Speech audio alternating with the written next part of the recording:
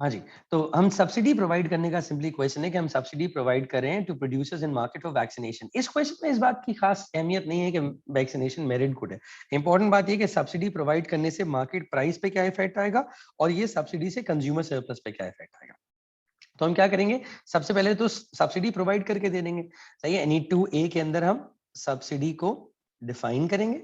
Define, explain, diagram, और diagram को हमने वर्किंग दिखा के बता दिया कि सब्सिडी प्रोवाइड करने से जो प्राइस है वो नेचुरली कम हो जाएगी। सब्सिडी प्रोवाइड करेंगे, price, quantity, demand, supply S1, price P1, subsidy provide करने से S2 पे चला गया और प्राइस P2 पे चली गई। सो हम पहले तो सिंपली E1 से E2 पे ले जाकर इसको दिखा देंगे कि सब्सिडी से प्राइस कम हो गई है और क्वांटिटी इंक्रीज हो गई है। सही है, तो डायग्राम को हम एक्सप्लेन करेंगे और इसमें दिखा देंगे कि प्राइस फॉल करी है और क्वांटिटी इंक्रीज करी है। That's your standard response to what will a subsidy do. Subsidy समझाते हुए, जाहिर है मैंने आपको हमेशा सिखाया कि पॉलिसी बताते हुए शुरू में जरा ये बात कर देते हैं कि ये सब क्यों किया जा रहा है। सही है, तो जरा ब्रीफली इस बात को बता दिया है सब्सिडी एक्सप्लेन करते हुए ना, साथ में इसके यूजेस के ऊपर एक ब्रीफ सा कमेंट कर दिया कि भाई सब्सिडी फाइनेंशियल बेनिफिट है जो गवर्नमेंट प्रोवाइड करती है, प्रोड्यूसर्स को प्रोवाइड करती है। उसका पर्पस ये होता है कि नेसेसिटीज को चीपर कर दे या मेरिट गुड्स को इनकरेज कर दे। तो ऐसी एक्सप्लेनेशन के अंदर ब्रीफली इस बात को एक्सप्लेन कर दो साथ साथ कि भाई हम ये जो कर रहे हैं ये क्यों कर रहे हैं। सो हमारा कंक्लूजन पहला तो आ गया कि प्राइस कम कर के सब्सिडी देने से क्या हुआ और हम इस बात को अच्छी तरीके से एक्सप्लेन कर देंगे। The second part of the question says कि हमें ये बताना है कि ऐसा करने से कंज्यूमर सरप्लस के ऊपर क्या इम्पैक्ट आएगा। एंड नेचुरली यहाँ पर एक तरह की अनसर्टेनिटी आ गई जिसको हमें एड्रेस करना पड़ेगा। And what is that uncertainty? That the effect on consumer surplus कितना ज्यादा आएगा या कितना कम आएगा, it will depend upon price elasticity of demand. सही है, हम पहले तो इस बात को बताएंगे, कंज्यूमर सरप्लस को डिफाइन करेंगे। कंज्यूमर सरप्लस को हम डिफाइन करेंगे, ये कंज्यूमर सरप्लस क्या होता है, और ये दिखाएंगे कि सब्सिडी प्रोवाइड करने से कंज्यूमर सरप्लस के ऊपर क्या इफेक्ट आता है। Of course this can be done on the same diagram, but I will prefer कि इतना कुछ एक डायग्राम में करने के बजाय दूसरी डायग्राम बना दो, काम आसान होगा, मुश्किल नहीं होगा इससे।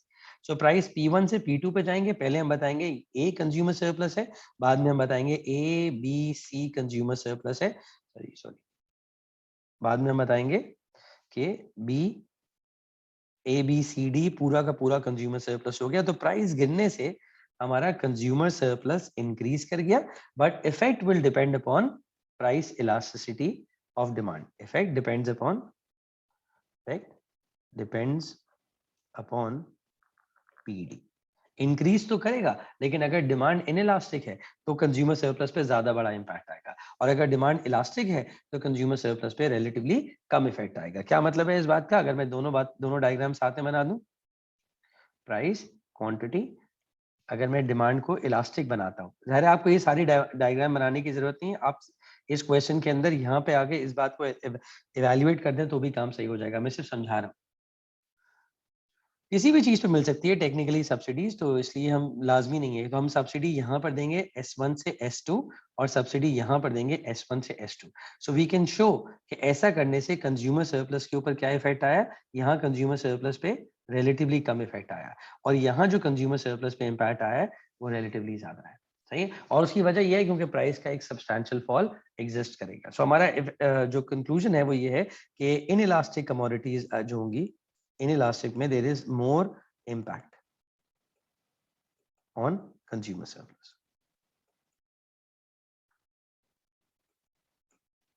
सही है जी। 2A के बाद 2B देखो, if the cost of the subsidy is to be paid from tax revenue, discuss whether revenues should be raised through direct taxes or indirect taxes। क्या है, सब्सिडीज हमें नेसेसिटी किसी can be right transfer of subsidy in it, जरूरत नहीं है हमारे इसके अंदर। द क्वेश्चन देखो, क्वेश्चन को एक बार फिर पढ़ो। क्वेश्चन ये कंज्यूमर सरप्लस पे क्या इफेक्ट आ रहा है। आप एक इवैल्यूएशन यहाँ पे, चलो अगर आप चाहो तो इस तरह का एक पॉइंट लिख सकते हो, but don't go into depth कि डिपेंड्स अपॉन PD। और जाहिर है अगर आप ये भी लिखोगे कंज्यूमर पे ट्रांसफर हुई या नहीं हुई तो वो भी तो PD से रिलेट करोगे। सो आप कहते हो इसको मैं, चलो आपका वाला पॉइंट इसमें ऐड कर देता हूँ। सही है, एक बात का इट डिपेंड्स अपॉन PD, और उसको हम कैसे एक्सप्लेन करेंगे कि अगर इन इलास्टिक है तो ऐसे केस में greater impact, greater effect on price, और ऐसे केस में मोर, अगर इन इलास्टिक है तो मोर subsidy more part of subsidy, greater part of subsidy transferred to consumers, transferred onto consumers.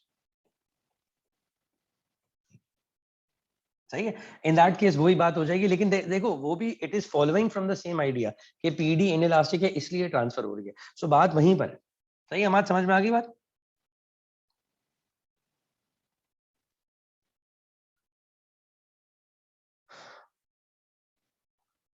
Okay, subsidy provide करने से उन्होंने कहा अगर टैक्स रेवेन्यू से आ रहा है तो ये डायरेक्ट टैक्स के थ्रू ज्यादा बेहतर है या इनडायरेक्ट टैक्स के थ्रू ज्यादा बेहतर है.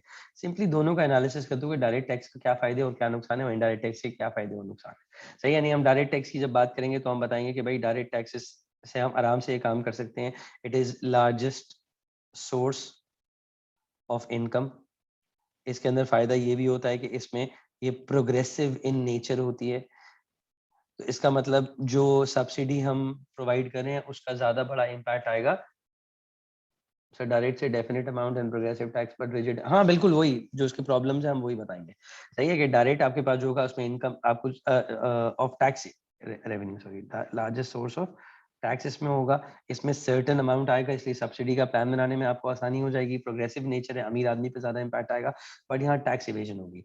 इनडायरेक्ट टैक्सेस पे जब हम लगाएंगे तो हम कहेंगे इससे इन्फ्लेशन होगी, गरीब आदमी के ऊपर बर्डन पड़ेगा, रिग्रेसिव हो जाएगा. इनडायरेक्ट टैक्सेस का एक और मसला ये होता है कि जो टैक्स एप्लीकेशन है अगर रॉ मटेरियल पे होगा तो कॉस्ट पुश इन्फ्लेशन क्रिएट करेगा. और अगर आपने बहुत ज्यादा लगानी इनडायरेक्ट टैक्स लगाने शुरू कर दिए तो ये आपकी एक्सपोर्ट रेवेन्यू को भी रोक देगा और अमाउंट इंडेफिनिट होगा. बिल्कुल. सो हम दोनों को इवैल्यूएट करेंगे कि डायरेक्ट टैक्स का ये फायदा है, इनडायरेक्ट टैक्स का, डायरेक्ट टैक्स का फायदा बताएंगे, फिर उसका मसला बताएंगे, इनडायरेक्ट टैक्स का फायदा बताएंगे, उसका मसला बताएंगे. हम ओवरऑल कहेंगे कि भाई हमें तो पॉलिसी मिक्स यूज करना चाहिए, लेकिन अगर इक्वालिटी को प्रमोट करना है तो डायरेक्ट टैक्सेस पे ज्यादा फोकस करना चाहिए और टैक्स मेथड बेहतर करना चाहिए ताकि टैक्स इवेजन को इनको अवॉइड किया जा सके. यानी बेसिकली आप बाकी सब चीजें तो आप लोगों के पास लिखी हुई ही हैं, लेकिन जो मैं कंक्लूजन इसमें दे रहा हूँ वो ये है that both should be used, दोनों को यूज करना चाहिए, but more direct taxes to ensure support of poor and effective distribution. सही. लेकिन साथ में एडिशनल हम क्या कह रहे हैं, more effective methods to control evasion. हम टैक्स इवेजन को रोकने के लिए ज्यादा बेहतर मेथड यूज हमें करने चाहिए, लेकिन जाहिर है डायरेक्ट टैक्सेस पर ज्यादा फोकस करना चाहिए, क्योंकि डायरेक्ट टैक्सेस में हम कह रहे हैं कि अमीर आदमी के ऊपर हम ज्यादा टैक्स लगा सकते हैं. Explain how the factor of production enterprise contributes to aggregate supply in a modern economy and how it differs from the other factors of production in terms of reward for its service. सही है. जो explain how the factor of production enterprise contributes to aggregate supply. पहले तो ये बात है कि enterprise से aggregate supply के ऊपर क्या फर्क पड़ता है. enterprise से aggregate supply के ऊपर aggregate supply increase होनी चाहिए. अगर aggregate enterprise ज्यादा होगा, मैसेजेस यहाँ पे यार मुझे मैसेज यहीं पे लिखो ना, यहीं इस वाली चैट पे. तो आप व्हाट्सएप पे मैसेज करते रहोगे तो सारे मिस होते रहेंगे, तो इसलिए जो आप मैसेज कर रहे हो वो यहीं करो. अच्छा,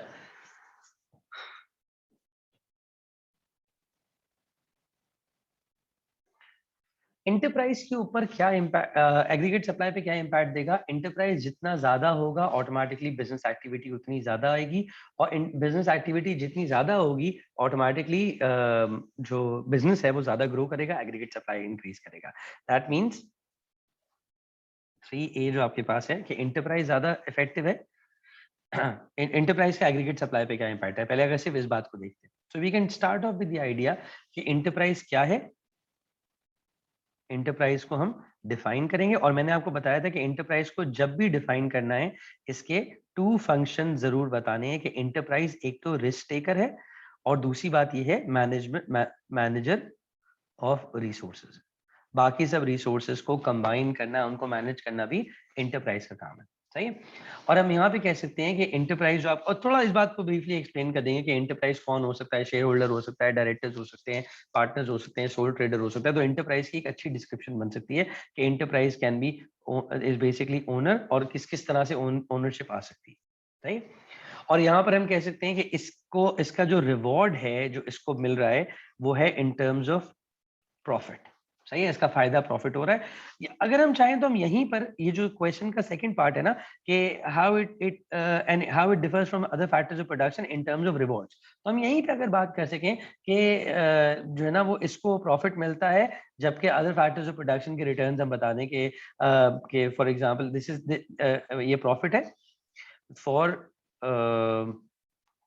no other factor of production, no other factors of production enjoys profit and bears risk. सही है, दोनों बातें हमने कह दी कि भाई ये रिस्क तो सिर्फ यही लेगा, सही है, रिस्क यही लेगा और कोई रिस्क नहीं ले सकता, सही है। और इसलिए प्रॉफिट भी सिर्फ इसको मिलेगा, बाकी सबको इस ये पे करेगा, तो इसका जो प्रॉफिट है वो बाकी सबको पे करने के बाद मिलेगा। That's why we are saying कि प्रॉफिट अकेला इसको मिलेगा। Now moving on towards aggregate supply, aggregate supply को हमने डिफाइन किया, aggregate supply की डायग्राम बना दी। यहाँ पे आपको शॉर्ट रन और लॉन्ग रन aggregate supply को डिफरेंशिएट करने की कोई खास जरूरत नहीं है, सही है। हम सिर्फ ये बताएंगे कि it is basically the total और accumulated supply of all goods in economy। और इंटरप्राइज के आने से क्या होगा, इंटरप्राइज के ज्यादा बढ़ने से, इंटरप्राइज के एक्टिविटी से एग्रीगेट सप्लाई फोर्स बनता है, सही है। क्या चीज है,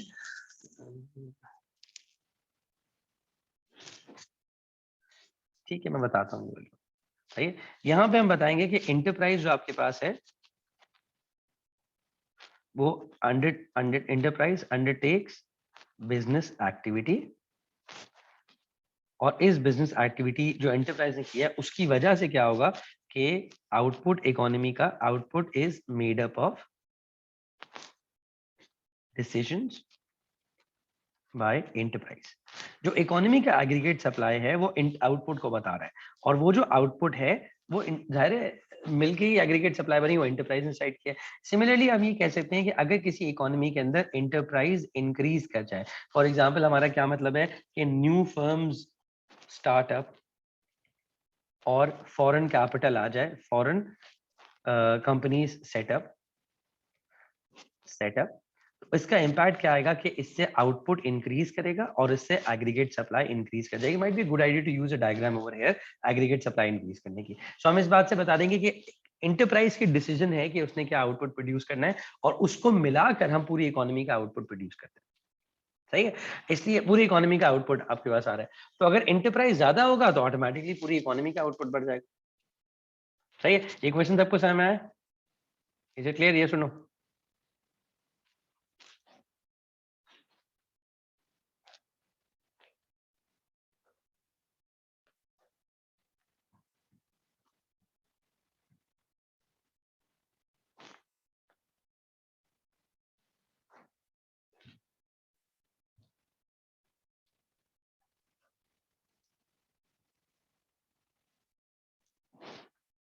Explain how aggregate demand is likely to be affected by an increase in the money supply, and consider whether impact of such an increase will be on employment or the general price level. I think straightforward question है, आपने money supply को increase करके उससे बताने के money supply increase करेगी तो liquidity बढ़ जाएगी, लोगों के हाथ में ज्यादा पैसा आ जाएगा, और लिक्विडिटी जितनी बढ़ेगी उतना एग्रीगेट डिमांड इंक्रीज करेगा। और इसको इंक्रीज करके आप क्या करेंगे इकोनॉमी के अंदर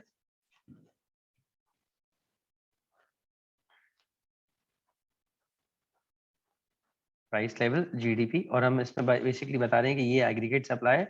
अगर आप एग्रीगेट मनी सप्लाई इंक्रीज करते हैं तो इससे एग्रीगेट डिमांड इंक्रीज करती है, और एग्रीगेट डिमांड इंक्रीज करने से अनएम्प्लॉयमेंट फॉल करती है और प्राइस लेवल राइज करता है। ये तो हमारा पहला कंक्लूजन, सही। I think this is pretty straight forward, इसको तो आप बता ही देंगे।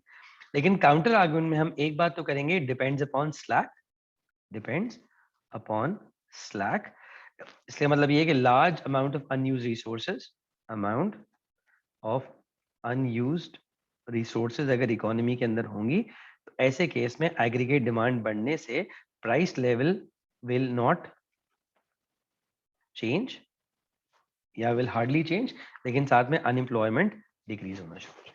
सही है, तो ये वाला आर्ग्यूमेंट हम यहाँ पे लिख सकते हैं कि मनी सप्लाई के इंक्रीज करने से, इंक्रीज इन मनी सप्लाई अगर हम करेंगे तो इससे इंक्रीज विल एम्प्लॉयमेंट में आएगा, एम्प्लॉयमेंट में इंक्रीज आएगा, लेकिन जनरल प्राइस लेवल के ऊपर भी साथ में इंक्रीज आ सकता है, but it depends upon the amount of slack in the economy. And finally हम इस बात को भी कह देंगे कि effectiveness of monetary policy, effectiveness of monetary policy, जहां पे हम कह रहे थे कि आउटकम्स में वैरी, आउटकम्स और रिस्पॉन्स कैन वैरी, कहीं ज्यादा रिस्पॉन्स आएगा, कैन वैरी, कहीं कम रिस्पॉन्स आएगा। सही, कुछ जगह पे ज्यादा रिस्पॉन्स आता है, कुछ जगह पे कम रिस्पॉन्स आता है। प्लस इस बात पे भी डिपेंड करते हैं कि इकोनॉमी के अंदर करंटली मनी सप्लाई कितनी है। अगर ऑलरेडी मनी सप्लाई बहुत ज्यादा है तो फिर तो ज़ाहिर है अनयूज रिसोर्सेज ज्यादा होंगी तो उसका इम्पैक्ट बहुत ज्यादा नहीं आएगा। लेकिन अगर economy already money supply, money मांग रही है, पैसा मांग रही है, डिमांड ऑलरेडी ज्यादा है, तो ऐसे केस में एम्प्लॉयमेंट पे भी ज्यादा फर्क पड़ेगा और इन्फ्लेशन पे भी जो है वो इम्पैक्ट ज्यादा आएगा।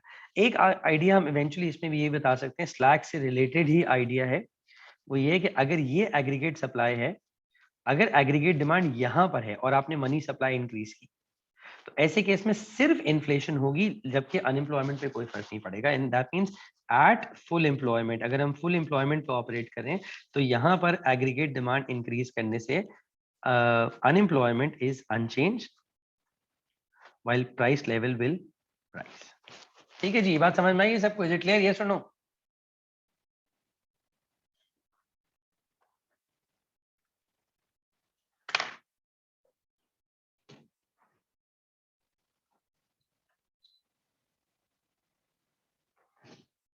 डीमेरिट गुड की एग्जांपल अदर देन सिगरेट्स, एक मिनट,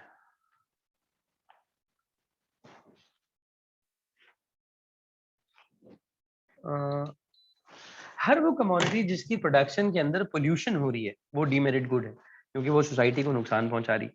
सही है, जैसे आपने कोई कमोडिटी प्रोड्यूस की, उससे आपने एनवायरनमेंट के अंदर प्रोटेक्शन किया या पानी के अंदर वो डाल दिया, केमिकल्स डाल दिए, उसका इम्पैक्ट आएगा। इसके अलावा और क्या हो सकती है, जैसे कि ये ड्रग्स हैं फॉर एग्जांपल, वो भी एक एग्जांपल है कि ड्रग्स कोई आप सेल कर रहे हैं और उसके ऊपर गवर्नमेंट कंट्रोल नहीं होगी तो वो हर कोई सेल करेगा, मतलब इजीली सेल हो जाएंगे, उसको कंज्यूम करने वाले को नुकसान होगा, वो डीमेरिट गुड की एग्जांपल है। डीमेरिट गुड की तो एग्जांपल हर वो चीज जो सोसाइटी को नुकसान पहुंचाए। इनफैक्ट अगर आप मुझसे पूछो तो मैं कहूंगा वो जो गाड़ी के हेडलाइट्स में जो HID लगाई हुई होती है, मुझे तो वो भी डीमेरिट गुड लगती है। उसकी वजह ये है क्योंकि आपने HID लगाई हुई, आपको तो बहुत प्राइवेट बेनिफिट मिल रहा है, लेकिन जो बाकी रोड पे लोग हैं उनको नुकसान हो रहा है, तो वो भी एक तरह की डीमेरिट गुड है। ठीक है जी। अच्छा जी, क्वेश्चन 4 देखें, ये अभी मुझसे पूछा भी गया था कि डिस्कस वेदर राइज और in term of trade or a fall in term of trade is more likely to be benefit for an economy। पहले तो देखिए, state how term of trade is measured and explain 3 possible causes of a fall in China's terms of trade। I think ये तो आप लोग कर लोगे, term of trade क्या है इसको डिफाइन करेंगे, इसको हम डिफाइन करेंगे, इसको एक्सप्लेन करेंगे और साथ में हम बता देंगे, इसका फॉर्मूला डाल देंगे। It is measured as index price of export divided by index price of imports times 100। और इसके 3 causes, 3 possible causes of fall in China's term of trade। जो उस दिन मैंने term of trade की वीडियो आप लोगों को भेजी है, उसके अंदर सारे ये सब कुछ मेंशन है कि term of trade किस तरीके से चेंज करता है, तो आप उस एक बार उसको फिर देख लो, उस वही पॉइंट्स इसके अंदर आ जाए। सही है, टर्म ऑफ ट्रेड चेंज होने के वैसे रीजंस क्या होते हैं? इसकी वजह होती है एक्सचेंज रेट, मेरा एक्सचेंज रेट अगर फॉल करेगा, सही है, तो टर्म ऑफ ट्रेड गिरेगा। सही है, इसकी वजह हो सकती है इन्फ्लेशन इन ट्रेडिंग पार्टनर। सही है, मेरा जो ट्रेडिंग पार्टनर है उसमें बहुत ज्यादा इन्फ्लेशन हो जाए तो वहां से इंपोर्ट आएगी, वो महंगी आएगी, टर्म ऑफ ट्रेड फॉल कर जाएगा। इसके अलावा ये बात हो सकती है कंपेरेटिवनेस, कंपेरेटिवनेस ऑफ लोकल गुड्स। मेरी लोकल गुड्स अगर बहुत बेहतर हो जाएंगी तो मेरी, मतलब मैं ज्यादा बेहतर बनाऊंगा तो मेरी एक्सपोर्ट की प्राइसेस गिर जाएंगी, उसकी वजह से भी ये काम हो सकता है।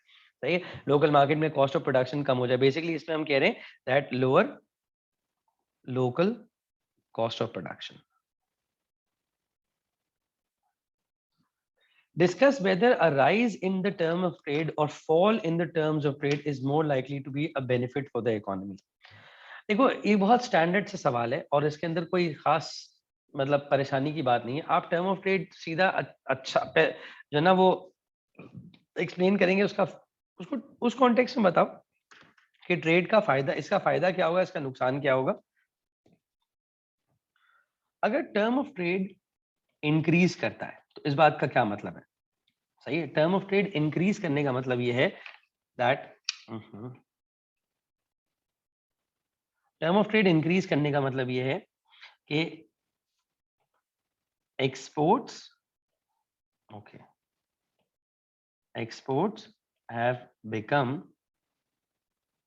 expensive relative to imports।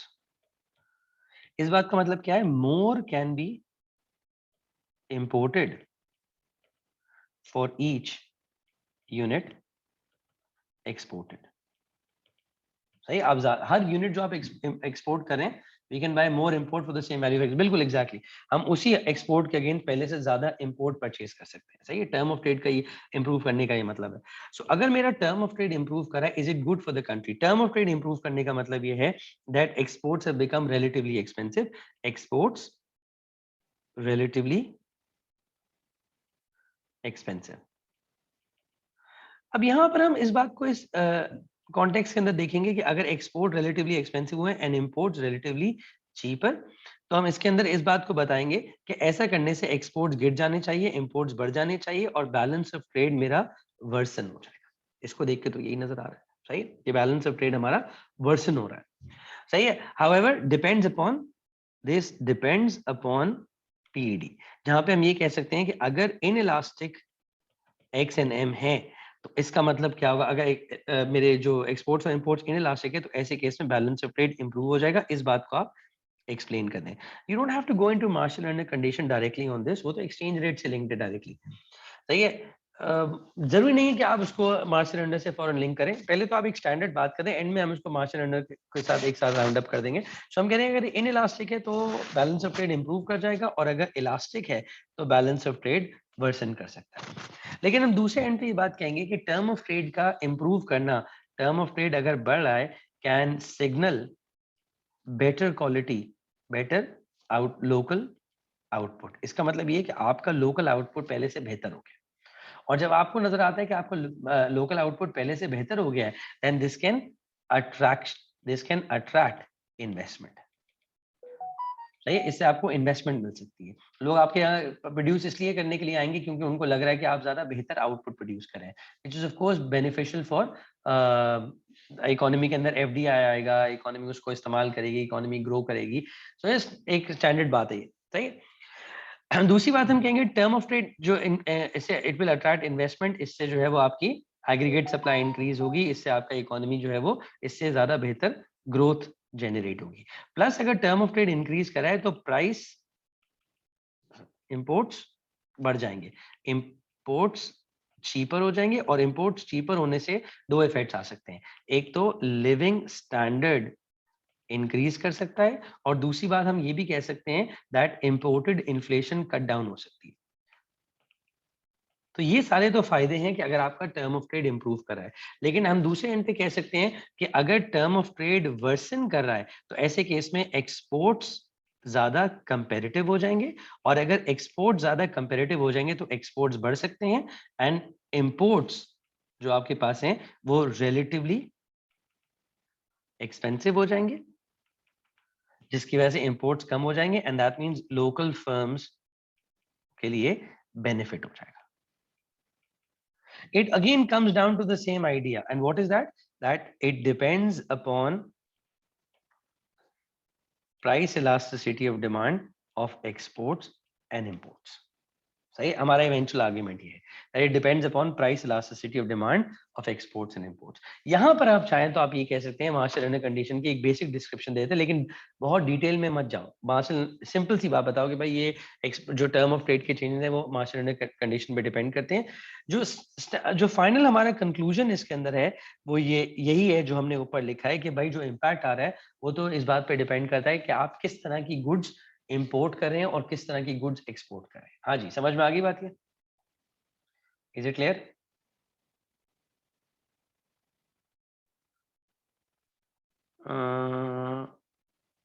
FDI is investment ना, फॉरेन डायरेक्ट इन्वेस्टमेंट, बाहर से जो इन्वेस्टमेंट डायरेक्ट बिजनेस एक्टिविटी में आती है उसे एफडीआई कहते हैं।